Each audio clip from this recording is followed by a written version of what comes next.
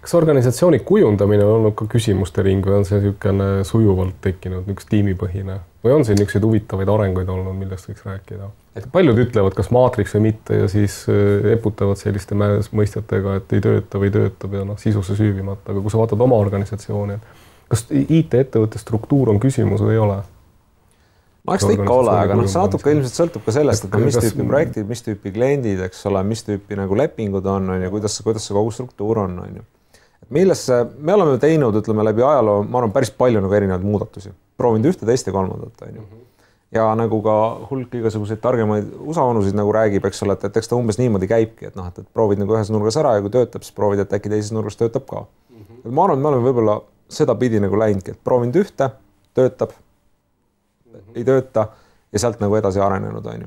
Et ütleme, kõige selle taga on kindlasti olnud mingisugune natuke nagu loetud raamatutarkust. Et ega neid mõtteid, mis sul siin õnnestub nagu päris üksinda omaette välja mõelda, ei ole liiga palju. Küll aga ütleme, erinevad raamatud soovitavad mida iganes täiesti seinast seina. Ja mingeid asju oleme ka proovinud ja ei ole töötanud. Mida me oleme alati nagu püüdnud teha, et millesse ma nagu siiralt usun ja võib-olla isegi iga aasta nagu rohkem, on see, et ikkagi kuskil on olemas siuke nagu lihtne nagu talupojatarkus. Et päeva lõpuks on tegelikult ju asjad nagu lihtsad.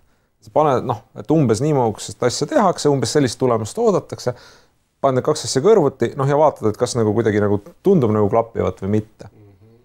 Ja väga paljud need minu meelest ka siuksed natuke võib-olla ka keerukad siuksed organisatsiooni jutud, eks, et kui nagu üritada neid jälle hästi lihtsaks nagu teha, et siis jälle nagu tundub, et nagu tegelikult nagu väga võib-olla ei klapi, on ju. Ja seda tüüpi asju siis justkui ei ole nagu mõtet minu arvates nagu proovida.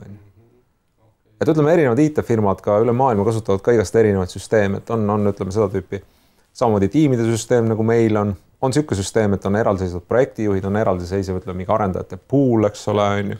Et see on päris erinevaid nagu mudeleid. Näiteks see sama pooli mudeli puhul, me ka arutasime pikalt, et äkki teeks nagu seda. Põhiprobleem, ütleme, IT-arenduses on ikkagi see, et kõik inimesed peavad kaetud olema tööga. Istumist ei tohi olla. Kõik tunnid, mis on täna kaotatud, neid enam homme tagasi teenida võimalik ei ole.